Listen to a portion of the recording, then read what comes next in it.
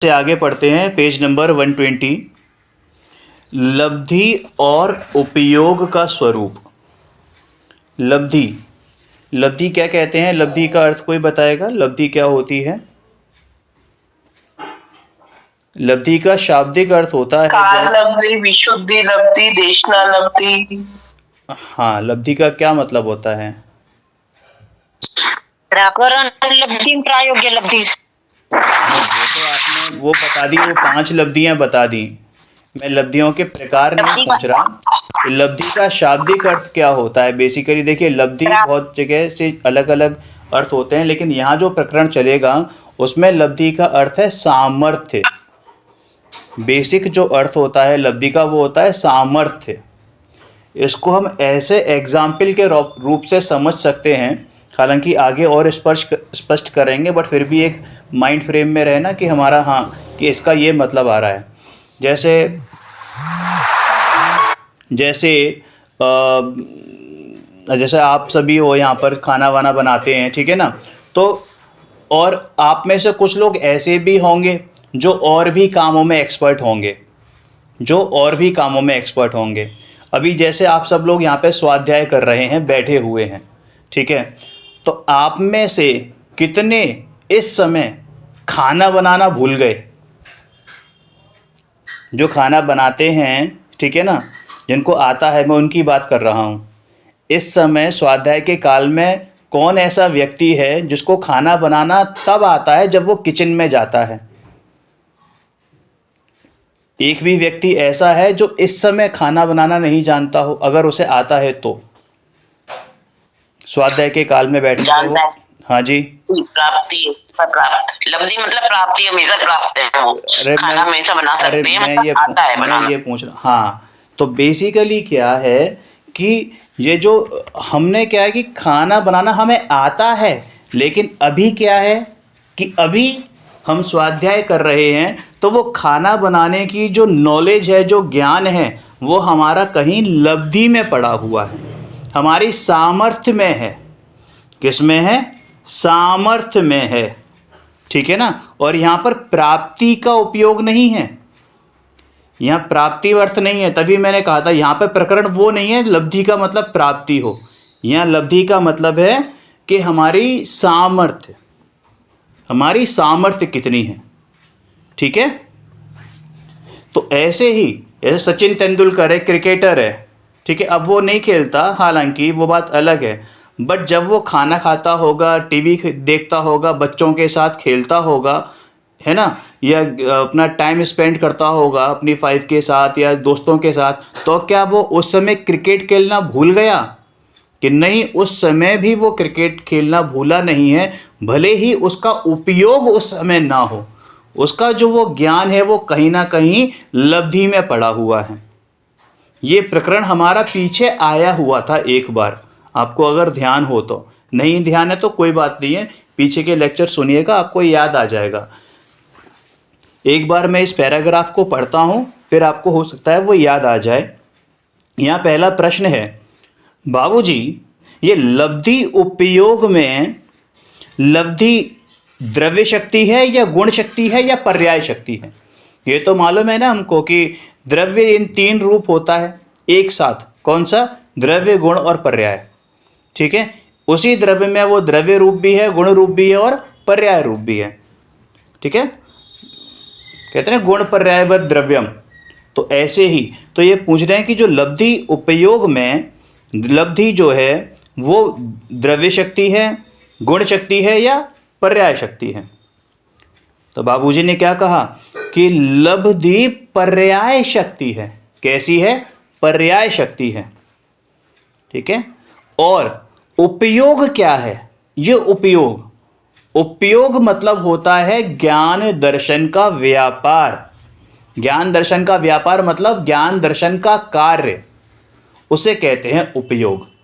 जो कार्य ज्ञान और दर्शन करते हैं उसी को उपयोग कहते हैं। कहते हैं ना, ज्ञानोपयोग और दर्शनोपयोग। इसी अपेक्षा से उपयोग के ये 2 भेद कहे जाते हैं। उपयोग माने प्रति समय जानन क्रिया का होना। अब वो जानन क्रिया मतलब ज्ञान और दर्शन की क्रिया का होना।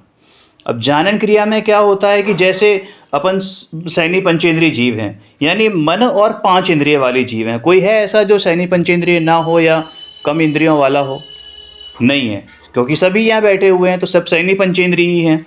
तो अपने को जो जानना होता है ना, क्या होता है कि जब हम एक बार में किसी एक इंद्रिय का, किसी भी एक इंद्रिय जो 5 सेंस ऑर्गन्स है ना अपने, स्पर्श रस गंध वर्ण और क्या होता है वो, सॉरी, स्पर्शन रसना घ्राण चक्षु और क्या, कौन सी रह गई, कर्ण, है ना। तो ये 5 इंद्रियों, तो इन 5 इंद्रियों के माध्यम में, इन 5 इंद्रियों में से किसी एक इंद्रिय का जब हम अवलंबन लेते हैं, यानी कि उस इंद्रिय के विषय को जब हम जानते हैं, तो बाकी 4 इंद्रियां और मन से संबंधित ज्ञान लब्धि पूर्वक रहता है।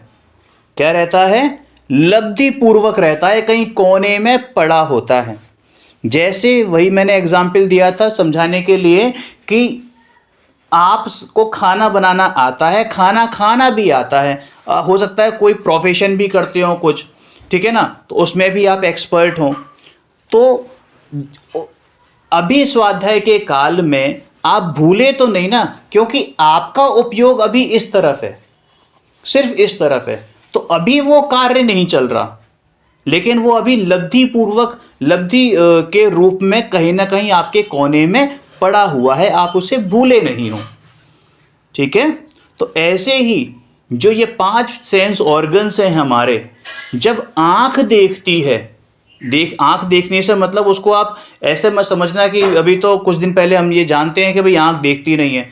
ये मैं सिर्फ उपचार से समझाने की कोशिश कर रहा हूँ, क्योंकि जो भी बात समझाई जाती है वो व्यवहार और उपचार से समझाई जाती है, उसको यथार्थ ग्रहण हमें यथार्थ रूप से करना है। तो जब भी हम आंखों के माध्यम से देखते हैं जिस भी समय, तो उसी समय बाकी के 4 ऑर्गन्स और मन, उस समय हमारा उपयोग वहाँ नहीं होता, उनके माध्यम से कार्य नहीं होता। अब आप कहोगे ऐसी क्या बात है, हम तो टीवी देखते समय खाना भी खा लेते हैं, व्हाट्सएप भी चेक कर लेते हैं, और टीवी देख रहे हैं तो साथ में उसमें गाना भी सुन रहे हैं। अभी जैसे मोबाइल पर आपकी हो सकता है कि आंखें टिकी हों, ग्रंथ पर भी हैं और आप सुन भी रहे हो, कि ऐसा हमें लगता है क्योंकि ये इतनी जल्दी ये प्रोसेस होता है, इतना फास्ट पेस में ये प्रोसेस होता है कि हम उसको कैप्चर नहीं कर पाते, हमारी इतनी सामर्थ्य नहीं है। समझ में आ रही ना बात? हमारा भी इतना क्षयोक्षम नहीं है कि हम जो है केवली की तरह एक समय की पर्याय को कैच कर लें, हमारी ग्रेस्पिंग पावर नहीं है अभी इतनी। क्लियर है ना बात को? तो इसलिए होता एक्चुअल में वो एक समय में ही है, बट हम उसको कैच नहीं कर पाते, और इतनी जल्दी ये चीज़ चेंज होती है कि हमें लगता है कि सब एक साथ काम हो रहे हैं, मैं तो मल्टीटास्किंग हूँ, और अपने आप को हम हर फोन वाला समझने लगते हैं कि देखो मैंने बात करते करते खाना भी खा लिया, मैंने बात करते करते व्हाट्सएप चेक भी कर लिया, मैंने बात करते करते अपने अकाउंट्स भी टैली कर लिए, मैंने बच्चे को पढ़ाते पढ़ाते, देखो पढ़ाते पढ़ाते मैंने एक प्रवचन ख़त्म कर दिया। भाई ऐसा हो ही नहीं सकता। एक समय में एक कार्य होता है, लेकिन वो सारे कार्य ऐसे होते हैं, इतनी जल्दी जल्दी होते हैं कि हमें लगता है कि हम मल्टीटास्क करें। इसमें एग्जाम्पल आता है कौवे की आंख की पुतली का। कौवे की, आपको मालूम है ये बात? अगर नहीं मालूम है तो बता देता हूं कि कौवे की जो आंख होती है ना, एक्चुअल में छेद तो 2 होते हैं, लेकिन आंख एक ही होती है, पुतली एक ही होती है उसकी। ये बात पता है ना आपको?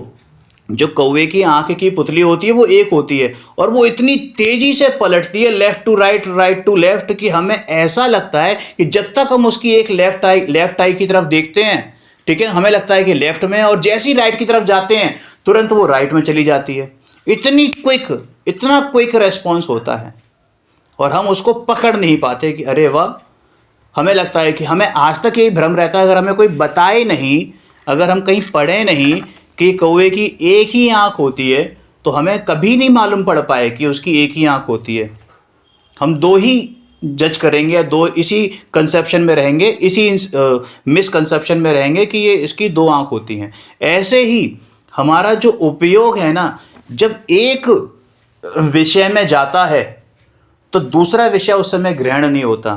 हमें ये लगता है कि हम जब टीवी देख रहे हैं या मोबाइल देख रहे हैं या कोई वीडियो सुन रहे हैं या देख रहे हैं जिसमें वीडियो भी चल रहा है और साथ में उसकी साउंड भी आ रही है, तो ये दोनों काम साथ साथ हो रहे हैं। नहीं, जिस समय हमारा उपयोग वीडियो पर होगा, ठीक उसी समय हमारा उपयोग हमारे सुनने पर नहीं होगा। लेकिन ये इतनी फास्ट प्रोसेस है कि हम उसको कैच नहीं कर पाते।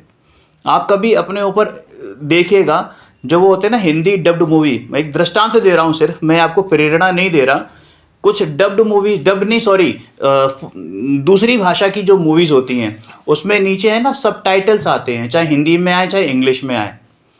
आप कभी एक बैठना सिर्फ 5 मिनट के लिए, 10 मिनट के लिए आप उस सीन को देखना, आपको मालूम पड़ जाएगा कि जिस समय आप वो सबटाइटल्स पढ़ रहे हो आपका ध्यान सीन पर नहीं है, और जिस समय ध्यान सीन पर है आप सबटाइटल्स देखना भूल जाते हो, या सबटाइटल्स निकल जाता है, हमें ध्यान भी नहीं रहता। और जितनी देर में हम पकड़ पाते हैं ना कि वो क्या लिखा था, पढ़ने के बाद हम समझ पाते हैं कि वो क्या चीज़ बोली थी, उतनी देर में तो सीन चेंज हो जाता है।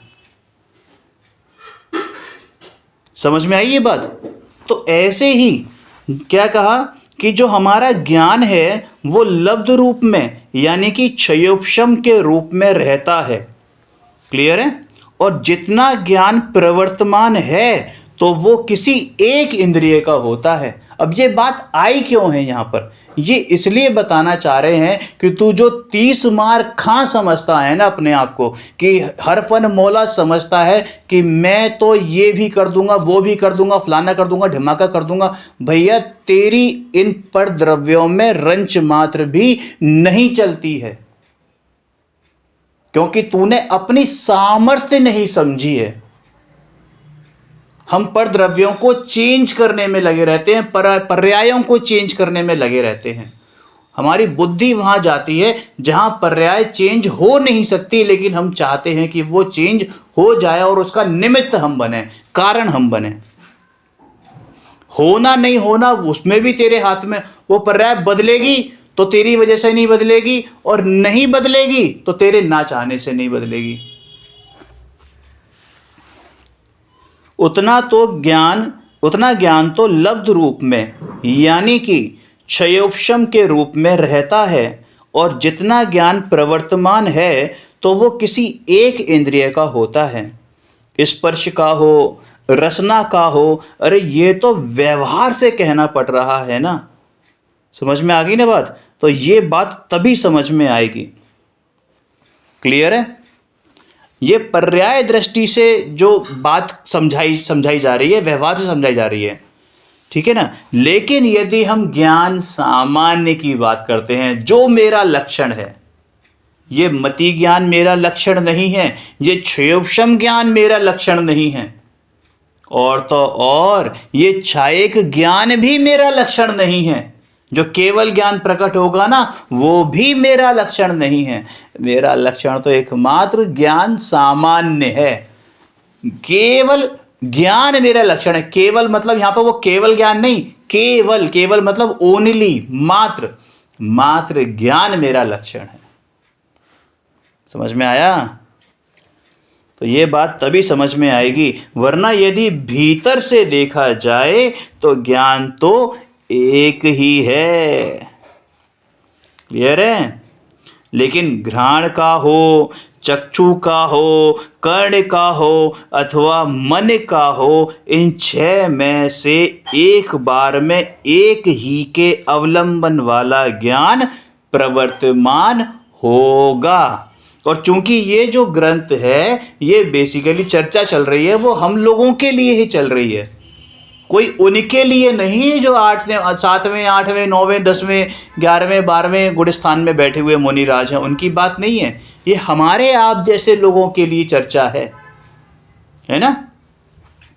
तो इनमें से 6 में से एक बार में एक ही के अवलंबन वाला ज्ञान प्रवर्तमान होगा और शेष लब्ध रूप रहता है, क्योंकि उसका जो विकास है वो तो ज्यादा है। किसका? वो जो अंदर ज्ञान है, अंदर मेरा ज्ञान सामान्य। समझ में आया ना? अब दूसरी बात एक जो मैंने अभी एक बात बोली थी कि उनके लिए बात नहीं है जो छठे सातवें गुण स्थान, आठवें नौवें 10वें 11वें 12वें गुण स्थान में, अगर उनके लिए भी ये बात हो तो भी गलत नहीं है, क्योंकि प्रत्येक छद्मस्त के साथ जब तक उसको अरिहंत दशा प्रकट नहीं हो जाती वो एक समय में एक ही चीज को जान सकता है, यानी एक ही इंद्रिय का ज्ञान उसका ज्ञान का विषय बन सकती है, एक ही इंद्रिय का विषय उसका ज्ञान का विषय बन सकता है। समझ में आ गई ना बात? ठीक है, देखो इसको दोबारा पढ़ते हैं, ये आखिरी की 4 लाइन। यदि भीतर से देखा जाए तो ज्ञान तो एक ही है, लेकिन घ्राण का हो, घ्राण मतलब मालूम है ना, सूंघना, घ्राण का हो, चक्षु का हो, कर्ण का हो, मन का हो, इन 6 में से, अब यहाँ पे देखो अब 6 बोला है, ली बोले 4 हैं, ठीक है, अपने आप लगा लेना। इन 6 में से एक बार में एक ही के अवलंबन वाला ज्ञान, एक ही के अवलंबन वाला ज्ञान, यानी कि चाहे वो स्पर्श इंद्रिय, चक्षु इंद्रिय, कर्ण इंद्रिय, घ्राण इंद्रिय और रसना इंद्रिय और मन, इनमें से एक बार में एक ही के अवलंबन वाला ज्ञान प्रवर्तमान होगा और शेष लब्ध रूप रहता है। बाकी के 4 इंद्रिय और एक मन के जो विषय हैं उनके रूप संबंधी, विषय संबंधी जो ज्ञान है वो सारा का सारा लब्ध रूप रहता है, मतलब स्टोरेज में रहता है, बफर में रहता है। कितना बढ़िया चीज़ आ गई, बफर में रहता है। जो क्षेपशम ज्ञान है वो जो यूज़ नहीं हुआ वो क्या है, बफर में है। मैंने शायद आपको कल या परसों एग्जाम्पल दिया था उनका, अल्बर्ट आइंस्टीन का, उन्होंने अपने जो अवेलेबल ज्ञान था, जो लब्धि में पड़ा हुआ ज्ञान था, उसका कितना यूज़ किया, ओनली 6%। समझ में आ गई बात? तो बस वो कैसा बाकी का ज्ञान था वो बफर में था, जिसका वो कभी यूज़ ही नहीं कर पाए, या पता नहीं आया नहीं, या यूज़ करने का मौका नहीं मिला, आप कुछ भी समझ लो। क्लियर है? इनमें से एक बार में एक ही के अवलंबन वाला ज्ञान प्रवर्तमान होगा और शेष लब्ध रूप रहता है, क्योंकि उसका जो विकास है वो तो ज़्यादा है, विकास तो अधिक है, लेकिन विकास के परिणमन की शर्त यह है कि सारा का सारा विकास एक ही समय में परिणमित नहीं होगा। जो ज्ञान की पर्याय विकसित होती है वो धीरे धीरे एक एक समय में एक एक में होती है, ऐसे नहीं होता कि एक साथ परिणमन। ठीक है, अब क्या कहा, प्रश्न किया फिर से, तो मतलब लब्ध जो है वो अल्प पर्याय या पूर्ण पर्याय है? इसका जवाब मैं नहीं दूंगा, आप जो सामने हैं वो बताएं। प्रश्न है, लब्धि अल्प पर्याय है या पूर्ण पर्याय है? बोलिए, कोई भी बोलो।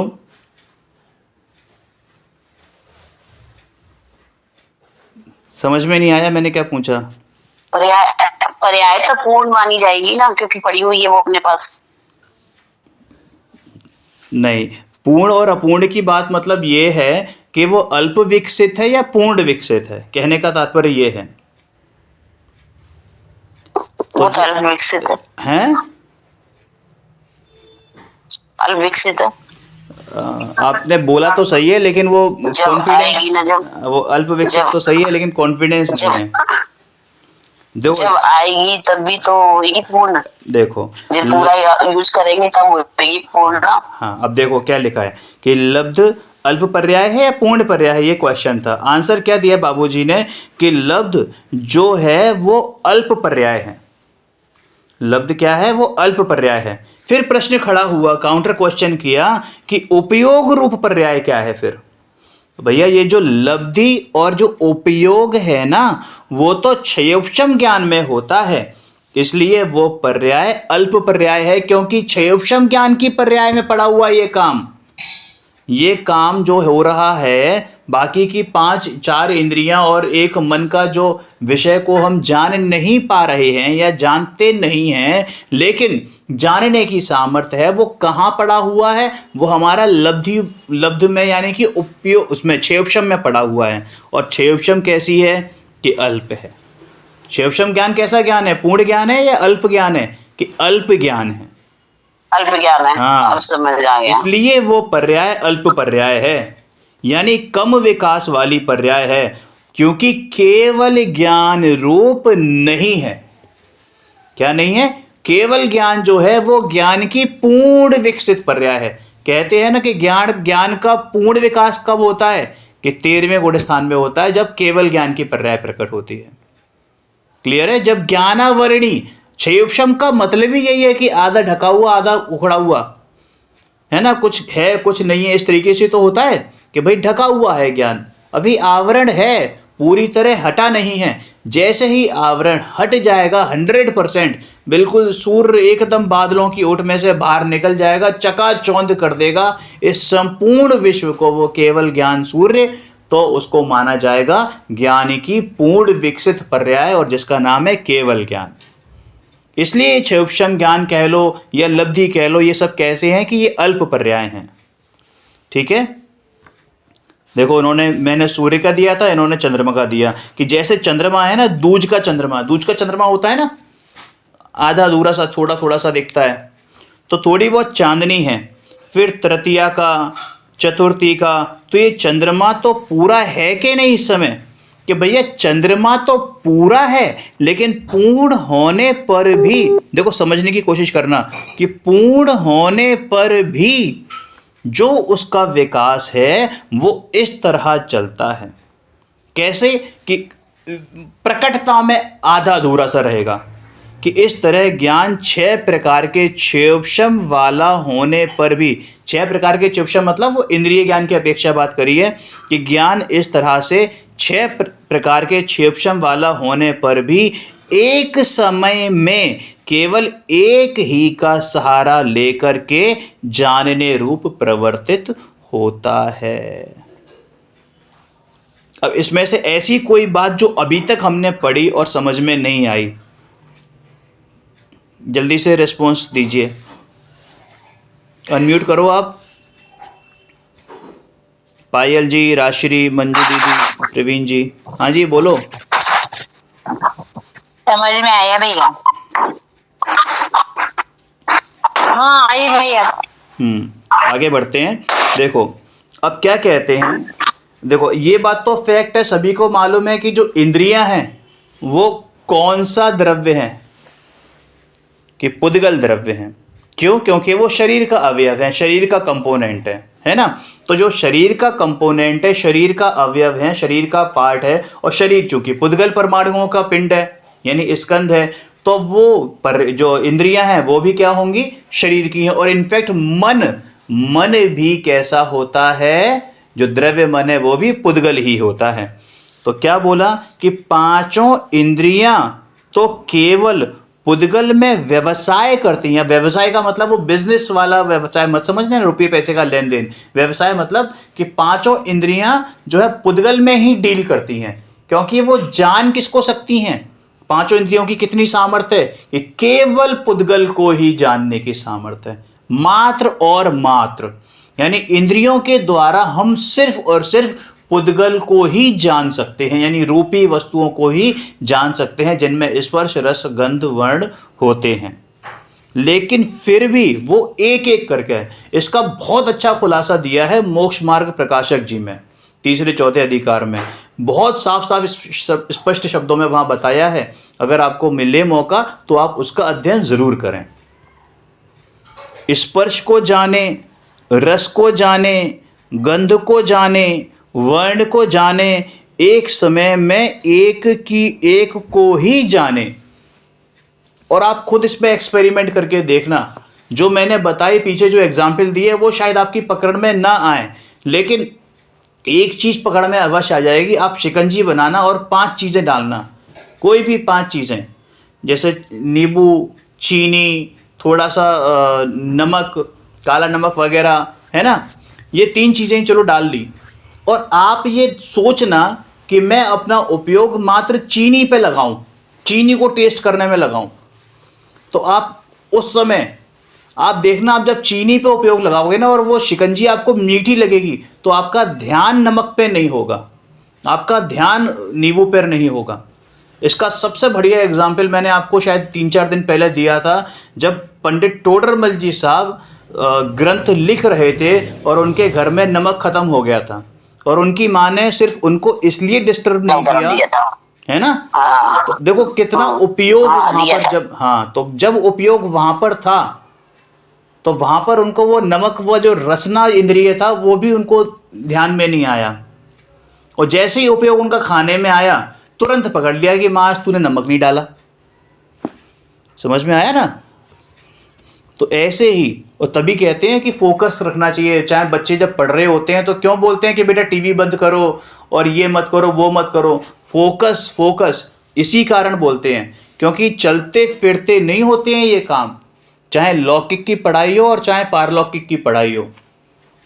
एक समय में एक ही चीज़ ग्रैब कर पाता है इंसान, और हम ये समझते हैं कि नहीं साहब हम म्यूज़िक सुनते सुनते पढ़ लेंगे। हाँ, वो बात अलग है कि थोड़ा सा रिलैक्सेशन के लिए, हमने थोड़ा सा डाइवर्ट करने के लिए, कि बहुत देर हो गई थक गए, तो हमने अपने आप को डाइवर्ट करने के लिए टॉपिक चेंज कर लिया। बट ऐसा नहीं हो सकता कि हम एक साथ दो चीज़ों पर फोकस करें। एक दो नावों की सवारी में आदमी कभी भी पार नहीं हो पाता, डूब ही जाता है। 5 इंद्रियां तो केवल पुद्गल में व्यवसाय करती हैं, लेकिन वो भी एक एक करके। स्पर्श को जाने, रस को जाने, गंध को जाने, वर्ण को जाने, एक समय में एक को ही जाने। और मन मूर्त और अमूर्त सब में व्यवसाय करता है। मूर्त और अमूर्त सब में व्यवसाय करता है। ये क्षयोपशम ज्ञान की दशा है, और यही क्षयोपशम ज्ञान केवल मन का सहारा लेकर, केवल मन का सहारा लेकर, क्यों संगी पंचेंद्रियों के बारे में ये बात आती है कि केवल उन्हीं के पास ये एलिजिबिलिटी है मोक्ष जाने की या सम्यक दर्शन प्राप्त करने की, आत्मकल्याण करने की, सिर्फ मन की वजह से। क्योंकि मन का ही सहारा लेकर, आपके पास अभी के अभी 5 इंद्रियां तो हैं ही, लेकिन यदि आपका मन नहीं कर रहा पढ़ने का, तो दुनिया की कोई ताकत आपको फोर्स नहीं कर सकती। आप आंखें खोलकर भी, शास्त्र आपके आंखों के सामने होगा, फिर भी आप केवल पढ़ने का, क्या कहना चाहिए उसे, नाटक तो कर सकते हैं, लेकिन समझ में नहीं आएगा। ये बात तो है ना। और जब चीज़ मन में होती है कि मन करता है, और भले ही वो चीज़ सामने ना हो, लेकिन जब मन करता है तो ऐसी रुचि जागृत होती है कि हमें कुछ ना कुछ पुरानी स्मरण आ जाएंगे, चीज़ें आ जाएंगी जो हमने कभी पढ़ी होंगी, उसी के माध्यम से हमारा चिंतन चलता रहेगा।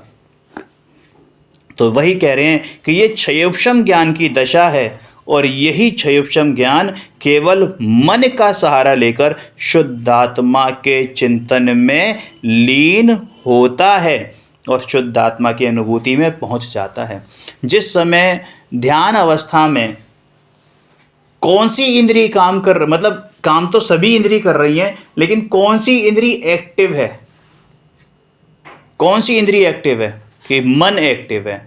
क्योंकि मन के द्वारा ही हम क्या कर रहे हैं, अपने आप को समझने की, अपने आप को जानने का प्रयास कर रहे हैं, पुरुषार्थ कर रहे हैं, ठीक है ना। लेकिन ये मन का अवलंबन लेकर नहीं, मन केवल वहां पर है और हमारी हेल्प कर रहा है, लेकिन हमें अवलंबन किसका लेना है, कि अपने गायक शुद्धात्मा का अवलंबन लेना है। मन तो बस केवल ऐसा है कि नाव पार करने के लिए चप्पू की तरह। समझ में आ गई ना बात। तो बाकी जो अन्य का जानना है ना, बाकी जो दूसरे पदार्थों का जानना लब्धि रूप में रहता है, और शुद्धात्मा का जानना, देखो फर्क आ गया। लब्धि रूप में जो रहता है, लब्धि रूप में, वो पर द्रव्यों का जानना है, अन्य पदार्थों का जानना है। और जो मेरे में रहता है वो उपयोग रूप है। क्या होता है, उपयोग रूप है। समझ में आया। और शुद्धात्मा का जानना उपयोग रूप होता है। और जिस समय बाह्य पदार्थों का जानना उपयोग रूप होता है, तो उस समय शुद्धात्मा का जानना लब्धि रूप होता है। क्लियर है? यानी कि जब हम बाह्य पदार्थी की तरफ उपयोग करते हैं, दुनियादारी में, फलाने ढिमाके में उपयोग करते हैं, और हमें उस समय, ठीक है, जो हमारा अपना उपयोग है वो कहाँ होता है, सॉरी, हमारा जो शुद्धात्मा का ज्ञान है वो कहाँ होता है, वो लब्धि रूप होता है। लेकिन जब हम अपने को जानने में उपयोग लगाते हैं तो उस समय पर को जानना जो होता है वो सारा कहाँ होता है, वो लब्धि रूप में होता है। जैसे समझ सकते हैं आचार्य कुंद जब, या आचार्य अमरचंद, या जो बड़े बड़े आचार्य हुए, ज्ञानी धर्मात्मा भी समझ लो आप, ठीक है ना, जब वो अनुभूति के काल में क्या शास्त्र लिखना भूल गए थे कि नहीं लिखना भूल गए थे, है ना, क्या आहार विहार निहार आदि करना भूल गए थे कि नहीं भूल गए थे, तो वो कहाँ था कि वो सारा उनके लब्धि उपयोग में, लब्धि ज्ञान में पड़ा हुआ था, लब्धि पर्याय में पड़ा हुआ था। और उनका ज्ञान कहाँ था, उपयोग कहाँ था कि वो शुद्धात्मा में था, शुद्धोपयोग के काल में। और जैसे ही वो शुद्धोपयोग के काल से बाहर आते हैं, जैसे ही शुद्धोपयोग के काल से बाहर आते हैं, तो वो जो शुद्ध परिणति है क्या कहलाती है कि वो हमारा जो ज्ञान है वो कहाँ चला गया, लब्धि रूप में चला गया। किसको जानने वाला, कि अपने को जानने वाला। किसको जानने वाला, अपने को जानने वाला, यानी शुद्धात्मा को जानने वाला। समझ में आया? ठीक है, ऐसे कह सकते हैं कि मतलब अगर हमारा मतलब आत्मा के स्वरूप ज्ञान है तो वो प्रगट रूप है, और अगर पर के स्वरूप ज्ञान है तो वो प्रगट रूप है, वैसा कह सकते हैं? हाँ, सॉर्ट ऑफ कह सकते हैं, कह सकते हैं, है ना। देखो, तो अब ये लब्धि रूप मतलब साइड में चला गया बोल सकता है। हाँ, साइड से मतलब देखो, कहने में तो शब्दों को समझने की अपेक्षा हम यही बात कहते हैं कि वो साइड में पड़ा हुआ है, कॉर्नर में, है ना, अभी यूज में नहीं है, अभी हमारे काम का नहीं है, अभी तो हमारे काम का एकमात्र शुद्ध आत्मा है। और जब शुद्धात्मा से बाहर निकलते हैं, हम बाहरी पदार्थों में उपयोग लगाते हैं, तो वो शुद्धात्मा रूपी जो ज्ञान है वो हमारे उसमें चला जाता है, साइड में चला जाता है। अब ये जो समझ में आ गया आपको? हाँ, समझ में आ गया, तभी आपको बताया ना, तभी आपको मैंने बताया। तो ये जो अब देखो, अभी ये पीछे जो बात आई थी कि मन का और अमूर्त, क्योंकि हमने तो यही सुना था कि हम केवल मूर्त पदार्थों को जानते हैं, है ना, तो वो कह रहे हैं कि मन जो है वो मूर्त और अमूर्त दोनों को जानता है, और जो 5 इंद्रियां हैं उनका व्यवसाय केवल पुद्गल में होता है, और मन का व्यवसाय मूर्त और अमूर्त दोनों में होता है। मन आत्मा के स्वरूप को जानता है कि नहीं? अरे ये मन का ही तो सारा काम है, मन नहीं होता तो आत्मानुभूति भी नहीं होगी। 5 इंद्रियां केवल पुद्गल में जानन रूप व्यवसाय करती हैं। अब देखो, इसको थोड़ा सा समझने का कार्य करते हैं, हालांकि आगे पूरा डिटेल्ड डिस्कशन है अनुभूति में मन की भूमिका, है ना। चलो एक बार पढ़ लेते हैं, क्योंकि इसमें डिटेल डिस्कशन है, मैं अपनी तरफ से नहीं एक्सप्लेन कर रहा इसको, क्योंकि मुझसे अच्छा तो बाबूजी ने ही एक्सप्लेन किया हुआ है बहुत बेहतरीन तरीके से। इस पैराग्राफ को एक बार पढ़ते हैं, फिर आगे पढ़ेंगे। तो ये मन और अमूर्त का संबंध किस तरह से होता है, तो बाबूजी ने कहा कि मन जो है वो मूर्त और अमूर्त दोनों को जानता है, और जो 5 इंद्रियां हैं उनका व्यवसाय केवल पुद्गल में होता है, और मन का व्यवसाय मूर्त और अमूर्त दोनों में होता है। मन आत्मा के स्वरूप को जानता है कि नहीं? अब ये प्रश्न खड़ा किया है बाबूजी ने, स्वयं किया है, पूछा है कि भैया जानता है, क्योंकि ये मन का ही तो काम है सारा। मन नहीं होता तो आत्मानुभूति भी नहीं होती, क्योंकि 5 इंद्रियां तो केवल पुद्गल में जानन रूप व्यवसाय करती हैं। समझ में आया? ये विकल्प कहाँ उठते हैं? आँख में उठते हैं, कान में उठते हैं, नाक में उठते हैं, जीभ में उठते हैं, या स्किन पे उठते हैं, स्पर्श पे उठते हैं? विकल्प, कि ये विकल्प जो है वो स्वभाव की ही पर्याय है, पर वो विपरीत पर्याय है, इसलिए उसको पर कहा गया, या पुद्गल के निमित्त से उत्पन्न होते हैं, इसलिए उसको ये पर द्रव्य कहा गया। होते हैं, लेकिन ये किसके कारण से होते हैं? मन के कारण से। मन उसमें निमित्त होता है ना, मन ठीक है, जो विकल्प हैं वो किसको हैं कि मन, हाँ ठीक है ना। तो वही कि अब पढ़ने का विकल्प, स्वाध्याय करने का भैया। विकल्प। भैया, हम्म, मन भी दो प्रकार का होता है ना, द्रव्य मन और भाव अभी मन। उसकी बात नहीं चल रही है, अभी यहाँ पर केवल जो है द्रव्य मन की बात चल रही है, और ये बात आगे स्पष्ट करेंगे, है ना। अपने स्टेप हाँ। जो सीरियल वाइज है वैसे चलते हैं, क्योंकि अभी इसके बारे में आएगा सारा। देखो, अब ये हेडलाइन है, हेडिंग कि आत्मानुभूति में मन की भूमिका। क्या है मन की भूमिका? कि आत्मानुभूति मन में होती है कि उपयोग में होती है। तो क्या कहा, देखो बाबू, देखो इसको है ना अपेक्षा से समझना है, अब इसको हम कंफ्यूज नहीं हो जाएं, क्योंकि अभी जो लाइन बोलने वाले हैं ना वो आपको कहीं ना कहीं किसी अन्य विषय में, अगर आपने कुछ पढ़ा हुआ है पहले से, अच्छा स्वाध्याय है, तो वो कॉन्ट्राडिक्ट करेगी। वो लाइन ये है, हेलो, मेरी आवाज़ आ रही है आपको? कोई भी एक आवाज़ बोल दे कि हाँ आ रही है। हाँ आ रही है। ठीक है, ठीक है, हाँ, आ रही भैया। ठीक है, ठीक है। एक्चुअली यहाँ पर नेटवर्क चला गया था, इसलिए मन और उपयोग एक ही बात है, क्योंकि वो मन वाला उपयोग है। उपयोग लक्षणम, एक तरफ तो कहा तत्वार सूत्र में, सूत्र है उपयोग लक्षणम, किसका? जीव का। जीव का उपयोग लक्षण कैसा है कि उपयोग वाला है, और यहाँ कह रहे हैं कि मन और उपयोग एक ही बात है।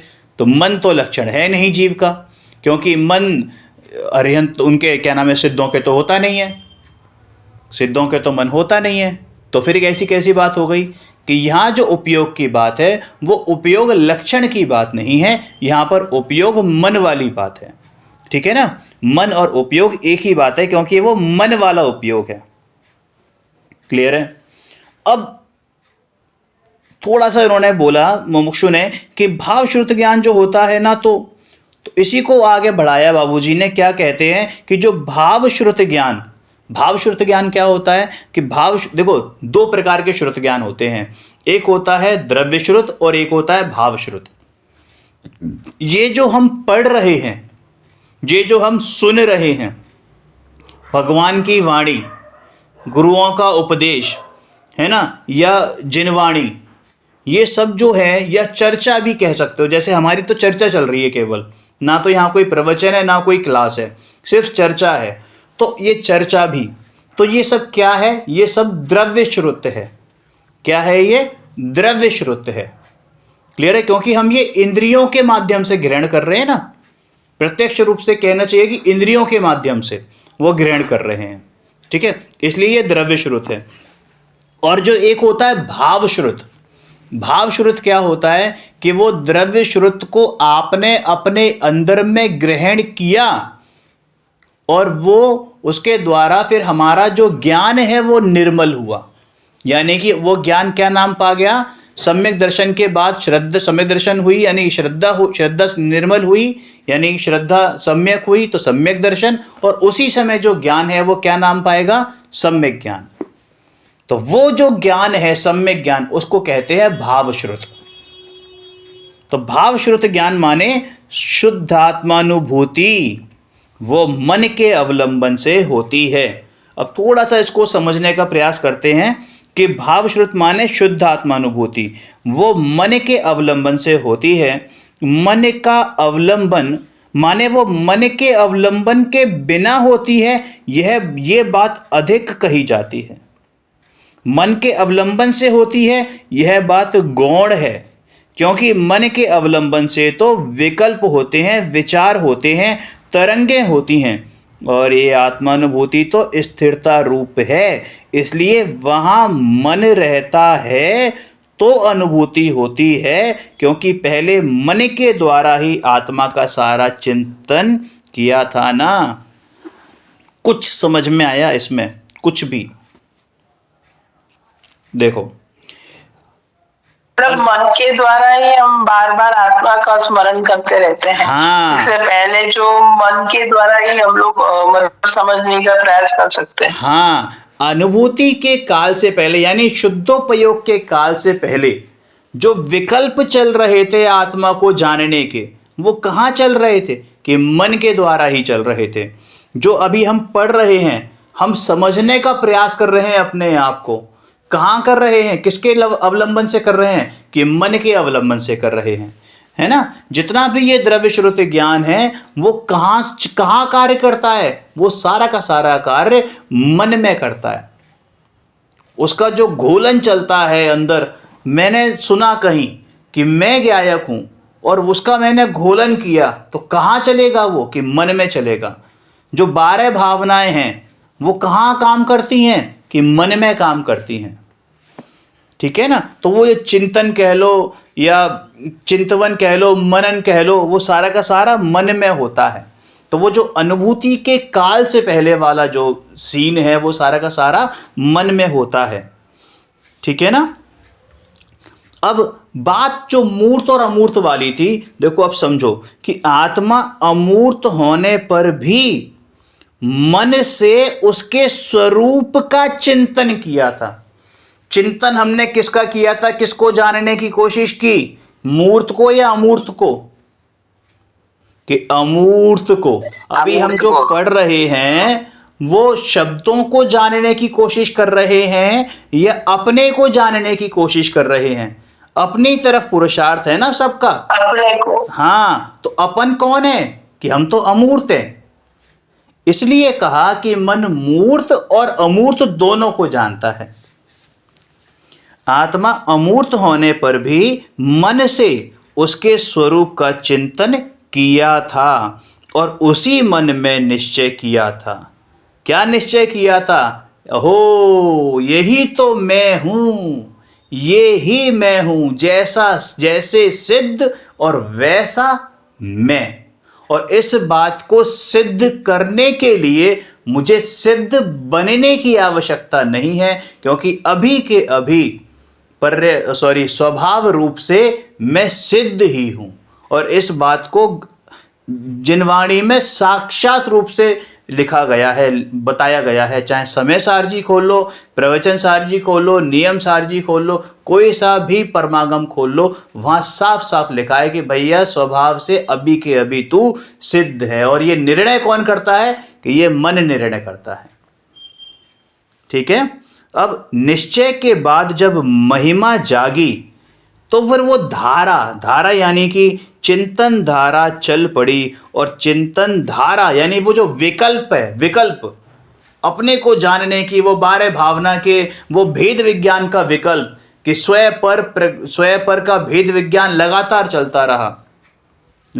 चलता रहा। और वो क्या होता रहा, वो स्वयं पर भेद विज्ञान चलते चलते, ज्ञान की धारा चलते चलते एक ऐसी स्थिति पे पहुंची कि वो धारा रुक गई। और क्या प्रकट हो गया, अनुभूति प्रकट हो गई, शुद्धात्मा अनुभूति प्रकट हो गई। समझ में आया। और एक समय में एक का ही जानना होता है, माने क्या, कि जिस अनुभूति के काल में, अनुभूति का मतलब क्या, कि जिस समय आप शुद्धात्मा को जान रहे हो कि हाँ ये ही मैं हूं, निर्विकल्प अवस्था में, उस समय आपका उपयोग पर द्रव्यों में, क्या मतलब, किसी और चीज में है ही नहीं, न पर भावों में है न पर द्रव्यों में है, सिर्फ एक लौता एकाग्र। तभी तो कहते एकाग्र, एक ही अग्रभाग में है आपके, एक ही आगे रखा है, एक को ही आगे रखा है। समझ में आया। देखो अब यहां पर एक प्रश्न किया है, इसमें सब क्लियर है ना। अब यहां प्रश्न किया है कि मन पावे विश्राम, हाँ मन पावे विश्राम ऐसा भी आता है ना। ये जो मन पावे विश्राम है, ये पंडित बनारसी दास जी ने नाटक समयसार जी का एक दोहा है, मैं पढ़ता हूँ तो आपको यहाँ पे दे नहीं रखा है। उन्होंने सिर्फ 3 शब्द ये जो मैंने बोले, मन पावे विश्राम, इसकी एक्सप्लेनेशन करी है। पहले वो पढ़ते हैं, फिर आपको समझ में आ जाएगा कि उसमें अनुभव की वो बताई है, क्या कह रहे हैं, महिमा। वस्तु विचारत ध्यावते मन पावे विश्राम, रस स्वादत सुख उपजे अनुभवया को नाम। देखो, रस स्वादत सुख उपजय अनुभवता को नाम। उससे पहले क्या था कि वस्तु विचारत ध्यावते मन पावे विश्राम। वस्तु मतलब आत्मा, विचारत वस्तु का विचार करके जब हम उसी में ध्यान लगाते हैं, वस्तु का विचार करके जब उसी में ध्यान लगाते हैं, तो विचार जो चल रहा है वो मन में चल रहा है। ठीक है, समझ में आ रही ना बात। लेकिन जैसे ही हम उसका विचार करके उसी को ध्यान में, उसी का ध्यान लगाते हैं, तो वो जो मन है वो भी विश्राम को प्राप्त हो जाता है। मतलब क्या कि मन भी अपना स्टेबल हो जाता है, यानी अब हमें मन की भी आवश्यकता नहीं है। अब तो एकमात्र ज्ञायक भगवान आत्मा इस देह देवालय में विराजमान, जिस मन के द्वारा हमने उसको जाना था, मुझे मेरी फाइनल डेस्टिनेशन के दर्शन हो जाते हैं कि यही मेरी मंजिल है। समझ में आया। तो ये बताया है कि मन पावे इस विश्राम का क्या अर्थ है कि अधिकता से तो ये कहा जाता है कि उस समय मन की परिणति नहीं होती है ना। ऐसा मतलब कहना चाहिए कि एक अतिशयोक्ति में है कि मन की परिणति नहीं होती है, लेकिन मन तो होता है उस समय, बट वो उस समय चूंकि उपयोग हमारा अपने अंदर है, इसलिए हमारी दृष्टि मन पर नहीं जाती। मन होता है, द्रव्य मन होता है, तभी तो भाव मन होता है, और भाव मन की प्रवृत्ति होती है। ये जो मंजू दीदी ने कहा था कि मन दो प्रकार के, एक द्रव्य मन और एक भाव मन। द्रव्य मन जो पुद्गल का बना हुआ है ना, अंदर अष्ट कमल दल के आकार का, हालांकि वो भी इतना सूक्ष्म है कि वो आपको ऑपरेशन के बाद भी दिखेगा नहीं। किसी भी दुनिया के मोस्ट एडवांस्ड माइक्रोस्कोप से भी वो द्रव्य मन नहीं दिखेगा। और भाव मन क्या होता है, ये जो विकल्प चल रहे हैं ये सारे के सारे भाव मन हैं, है ना। तो ये भाव मन की प्रवृत्ति होती है। दोनों में कोई कर्ता कर्म भाव नहीं है, संबंध भी नहीं है। क्यों? क्योंकि जो भाव हो रहे हैं वो किस में हो रहे हैं कि जीव में हो रहे हैं, और जो द्रव्य मन है वो क्या है कि वो पुद्गल है। तो जीव और पुद्गल में कौन सा अभाव है कि अत्यंता भाव है। तो कौन किसका कर्ता हुआ कि कोई किसी का कर्ता नहीं हुआ, सब अपने अपने कर्ता हुए और अपना अपना ही कर्म हुआ। सिर्फ बात यह है कि उस समय द्रव्य मन वहां पर होना है। निमित्त की अपेक्षा से देखें तो वहां पे सिर्फ वहां पर वो उसकी प्रेजेंस है, उपस्थित है। समझ में आया। फिर यहाँ द्रव्य मन के बारे में इन्होंने थोड़ा सा एक्सप्लेन किया कि यहाँ जो वक्ष स्थल है ना, चेस्ट के पास, तो चेस्ट के पास इसमें अंदर 8 पंखुड़ी के कमल के आकार रूप बहुत अति सूक्ष्म द्रव्य मन है। जैसे ये अनिंद्रियां हैं ना, जैसे स्पर्शन इंद्रिय हैं, तो हमने कोई गर्म चीज लगाई, तो वो जो गर्म चीज लगाते ही गर्म का ज्ञान होता है। समझ में आ गई ना बात। ऐसा होता है ना कई बार, जैसे खाना बनाते समय हाथ जो है टच हो जाता है, तवे ववे से टच हो जाए या चिमटे से टच हो जाए, तो एकदम हाथ अपने आप दूर हट जाता है। सेंसरी ऑर्गन्स जिसे कहते हैं ना, सेंसरी ऑर्गन्स अपने आप काम करते हैं, सेंस ऑर्गन्स, ठीक है ना। तो ऐसे ही गर्म का ज्ञान होता है, और जब गर्म चीज नहीं लगे तो गर्म का ज्ञान नहीं होगा। लेकिन तो यहां लगाते ही, वो जो गर्म चीज लगाते ही तुरंत ज्ञान होता है, ठीक है। यहां लगती है तो मतलब कैसे कि स्पर्श हुआ, यहां लगती है तो वो वस्तु माने उसका स्पर्श।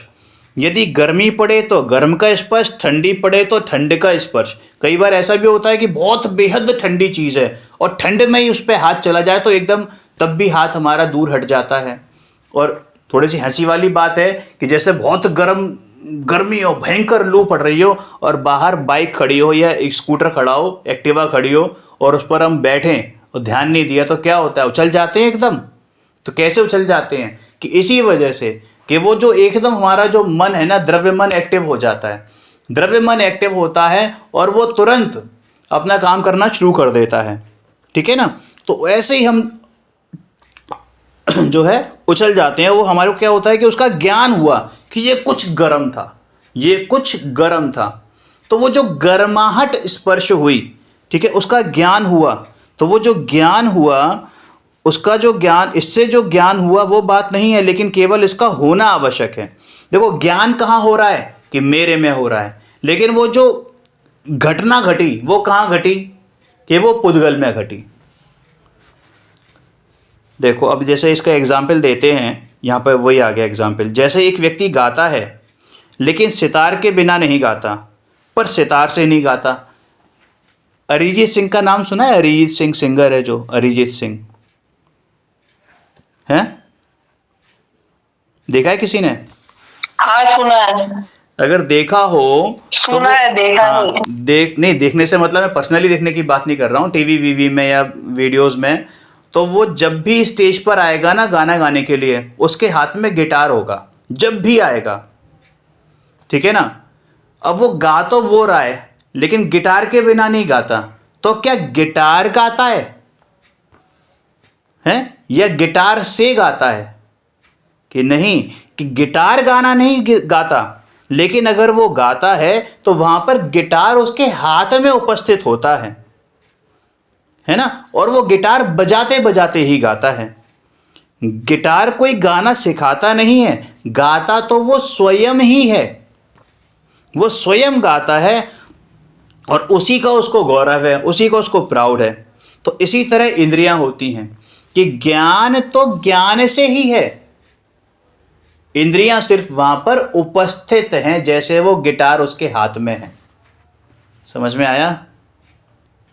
जगत में निमित्त अनेक होते हैं ना, कि जैसे किसी व्यक्ति को देखकर किसी को क्रोध आया तो ये निमित्ता ही है। कई बार ऐसा होता है हमारे साथ भी, मतलब किसी फलाने व्यक्ति को हम बिल्कुल नहीं जानते, स्ट्रेंजर है, लेकिन उसी व्यक्ति को देख के हमें चिढ़ सी छूटती है और पता लगता है कि कहीं और कोई दूसरा व्यक्ति मिला जिससे हमें कोई मतलब नहीं है, लेकिन उसको देखकर अच्छा लगता है कि यार ये कितना प्यारा बढ़िया व्यक्ति है, हमारे कोई काम नहीं किया उसने आज तक।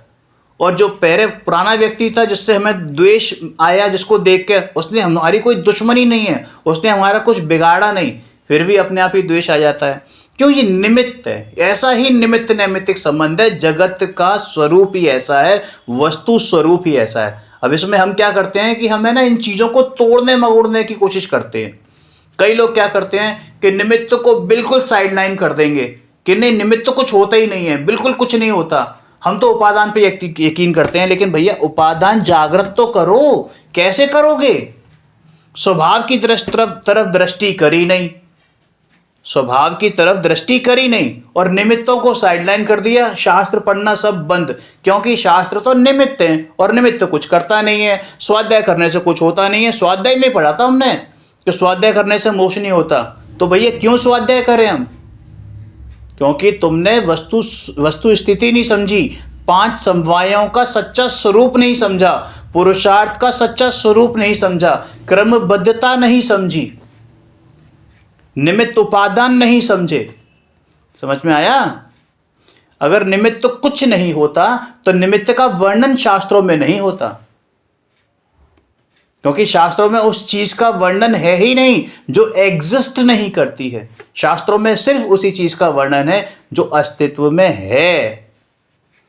और तो और जो व्यवहार हम कहते हैं ना कि बिल्कुल है ही नहीं व्यवहार, व्यवहार की दृष्टि करना सही नहीं है। व्यवहार की दृष्टि करते करते कभी मोक्ष होगा तो ये बात बिल्कुल झूठी है। लेकिन व्यवहार तो है, क्योंकि निश्चय और व्यवहार ये किसके भेद हैं? कि श्रुत ज्ञान के भेद हैं। और जो श्रुत ज्ञानी है यानी जो सम्यक ज्ञानी है, वो दोनों को बराबर से तोल कर बैलेंस प्रयोग करता है, उन दोनों का यूज करता है। एक नए से कभी दुनिया नहीं चलती, 2 नए से चलती है, इसलिए उसका नाम दुनिया भी कहते हैं लोग। समझ में आया? तो जगत में निमित्त अनेक होते हैं, जैसे किसी व्यक्ति को देखकर किसी को क्रोध आया तो ये निमित्तता ही है, लेकिन मूल निमित्त कर्म है और इन बाह्य पदार्थों को नौकर्म कहते हैं। ठीक है, आज इतना ही करते हैं, बाकी कल करेंगे। अगर कुछ शंका जिज्ञासा कुछ हो, कुछ डिस्कस करना हो तो हम कर सकते हैं। वो देशालब्धि और वो जो है उसका डेफिनेशन आप कर लेंगे। हाँ, मैं कल ले लूंगा। 5 लब्धियों के बारे में समझना है आपको? देशना हाँ, लब्धि। वो पांचवें लफ्जी मेरे को समझ नहीं थी। हाँ, एक्चुअली लब्धि क्या है कि वो थोड़ा लंबा विषय है ना, तो कोशिश करेंगे कि कल ले सकें। नहीं, शॉर्ट में शॉर्ट थोड़ा ठीक आइडिया दे देंगे तो हो ठीक जाएगा। ठीक है, ठीक है, ठीक है, कल ले लेंगे। ठीक है, चलिए, जय जिनेंद्र सभी को। कल का विषय है भैया। हाँ जय जी, जिनेंद्र।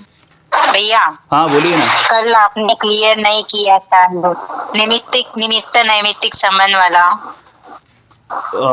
अच्छा देखो, आपने जो कल पूछा था ना, द्रव्य के दो द्रव्यों में निमित्त नैमित्तिक संबंध होता है या नहीं होता है, तो बेसिकली कहने में तो आता है कि दो द्रव्यों में निमित्त नैमित्तिक संबंध होता है, लेकिन एक्चुअल में अगर परमार्थ से देखें तो दो द्रव्यों की, यानी दो भिन्न द्रव्यों की पर्यायों में निमित्त नैमित्तिक संबंध होता है।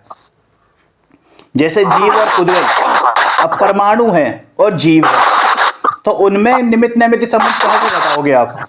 एक सेकंड आप म्यूट कर लो, एक सेकंड के। हाँ, जीव और पुद्गल परमाणु की बात करें, पुद्गल परमाणु की, क्योंकि पुद्गल परमाणु ही तो मूल रूप से द्रव्य हैं और एक जीव, इनमें कैसे निमित्त नैमित्तिक संबंध घटाओगे? लेकिन जब पुद्गल परमाणु इस पर्याय रूप घटित होता है ना, और वो उसका जीव के साथ संयोग होता है, तो उसकी पर्याय ही तो संयोग में आती है ना, जीव के पर्याय रूप से ही तो संयोग में आती है जीव के, तो वो निमित्त नैमित्तिक संबंध है। ठीक है, दो भिन्न द्रव्यों की पर्यायों के बीच में वो निमित्त नैमित्तिक संबंध है, लेकिन कहने में यही आता है कि दो द्रव्यों के बीच में है, क्योंकि पर्याय द्रव्य से भिन्न नहीं है। क्लियर है? अब ये शरीर है, शरीर भी तो पुद्गल की पर्याय। आपको एक एग्जांपल दीजिए ना तो क्लियर होगा। हाँ, ये बता रहा हूं मैं वही, कि जैसे शरीर है, शरीर के साथ मैं जुड़ा हुआ हूं, तो ये क्या है कि ये निमित्त नैमित्तिक संबंध है। शरीर और मैं एक साथ एक क्षेत्र, आप गांव में है ना, एक क्षेत्र में रह रहे हैं, शरीर और मैं, और कर्म भी है वहां पर, तो कर्म अलग पुद्गल परमाणु हो गए, ये शरीर अलग पुद्गल परमाणु हो गए, और मैं अपना जीव।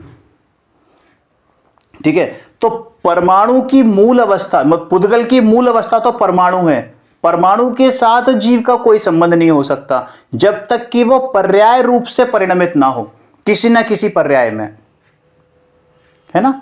तो जैसे जो शरीर मिलता है पुद्गल परमाणुओं का, निगोद का शरीर हो चाहे, तो उसमें जो है असंख्यात परमाणु होते हैं, बल्कि कहें तो अनंत भी परमाणु हो सकते हैं। अनंत परमाणुओं का पिंड है, वो स्कंद है। तो वो जो स्कंद है वो क्या है कि वो पर्याय है, उसमें जीव रह रहा है, तो वो अवगाहन दे रहा है, तो वो निमित्त नैमित्तिक संबंध हुआ। इस शरीर के साथ ये जो शरीर है, ठीक है, अभी हम लोगों का, तो ये क्या है कि ये पुद्गल की पर्याय है। तो ये मनुष्य पर्याय बेसिकली क्या है कि असमान जातीय पर्याय, तो ये निमित्त नैमित्तिक संबंध है। कर्मों का जीव के साथ निमित्त नैमित्तिक संबंध है, एक क्षेत्र में रहते हुए भी, हालांकि अलग अलग हैं, फिर भी वो निमित्त नैमित्तिक संबंध है। किसमें? कर्मों का और जीव के साथ। अब कर्म क्या चीज है कि पुद्गल की पर्याय है, पुद्गल के परमाणुओं का पिंड है ना, तो वो क्या हो गई कि पर्याय हो गई। इसलिए ये परमार्थ से तो एक द्रव्य की पर्याय और दूसरे द्रव्य की पर्याय के साथ निमित्त नैमित्तिक संबंध होता है, लेकिन कहने में यही आता है कि दो द्रव्यों के बीच में निमित्त नैमित्तिक संबंध है, क्योंकि वो जो पर्याय हैं, हम लोग ये भी रह सकते हैं ना, चपाती है वो, उसके वो अपने से होती है, और हम लोग सारे निमित्त होते हैं, वो होती है अपने से, अच्छी अपने से होती है। हम लोग जो बेलने वाले निमित्त है, तो वो भी निमित्त नैमित्तिक संबंध में आ सकता है ना। हाँ, ये भी बिल्कुल आ सकता है, लेकिन वो भी तो मूल परमाणु नहीं है ना। जो चपाती है, जो बेलन है, वो भी तो मूल परमाणु नहीं है ना, वो है तो क्या नाम है, पुद्गल की पर्याय ही, पुद्गल द्रव्य की पर्याय ही है ना वो। और जो हम उस समय खड़े हुए हैं, उस समय वहां पर उपस्थित हैं, या बना रहे हैं, या खा रहे हैं, तो वो भी हम उस जो जीव की जो ओरिजिनल फॉर्म है, अरूपी अमूर्तिक, उस फॉर्म में तो नहीं है ना, उस फॉर्म में नहीं है। हम किस फॉर्म में हैं? उसके साथ, हाँ, उस पुद्गल के साथ संबंध रूप में है। तो वो क्या हो गई कि मनुष्य पर्याय, तो पर्याय में आ गए ना हम, इसलिए तो इसी अपेक्षा से हम कह सकते हैं कि एक द्रव्य की पर्याय और दूसरे द्रव्य की पर्याय के साथ निमित्त नैमित्तिक संबंध रखती है। कहने में ये कहा जाता है, अब सब किसी को बताना हो कि भाई हम कहते हैं ना कि मेरा उसके साथ निमित्त, ये तो जो है पुद्गल के साथ जीव का निमित्त नैमित्तिक संबंध है। ऐसे तो धर्म द्रव्य, अधर्म द्रव्य, आकाश द्रव्य और काल द्रव्य, और ये जीव और पुद्गल, छहों द्रव्यों का आपस में निमित्त नैमित्तिक संबंध है, वो भी 3 काल तक। एक समय भी ऐसा नहीं है जब इन छहों द्रव्यों का एक दूसरे से निमित्त नैमित्तिक संबंध ना हुआ हो। एक समय भी ऐसा नहीं जाएगा, ना हुआ और ना कभी जाएगा। यहां तक कि सिद्ध भगवान भी सिद्ध अवस्था में जहां पर हैं वो है तो आकाश ही, और वहां क्या पुद्गल नहीं है कि हैं अनंत पुद्गल है? क्या वह अन्य जीव नहीं है कि हैं उसी प्रदेश में हैं, उसी प्रदेशों में, फिर भी अलग अलग है, उसी क्षेत्र में, प्रदेश गलत बोल गया, उसी क्षेत्र में है जहां पर वो सिद्ध भगवान विराजमान है। वहीं पे अनंत पुद्गल हैं, वहीं असंख्यात अनंत जीव हैं और दूसरे जीव हैं, निगोदिया जीव हैं, कर्म भी हैं, लेकिन उनके साथ नहीं जुड़े हैं, उनके साथ संबंध नहीं है, वो कर्म रूप नहीं है। बेसिकली कहने की कर्म रूप नहीं है, पुद्गल परमाणु रूप है। धर्म द्रव्य भी है, क्योंकि धर्म द्रव्य तो पूरे लोकाकाश को घेरे हुए है, ऐसे ही अधर्म द्रव्य पूरे लोकाकाश को घेरे हुए हैं। और काल द्रव्य तो है ही, क्योंकि प्रत्येक द्रव्य परिणमन कर रहा है, तो किसके निमित्त से कर रहा है कि काल द्रव्य उसमें निमित्त बनता है। तो काल द्रव्य जो निमित्त बनता, हम ये भी कहते हैं ना कि काल द्रव्य निमित्त है, तो वो द्रव्य की अपेक्षा से ये कहते हैं कि काल द्रव्य निमित्त है, बट एक्चुअल में काल द्रव्य तो खुद भी परिणमन कर रहा है ना, क्योंकि परिणमन तो द्रव्य का स्वभाव है।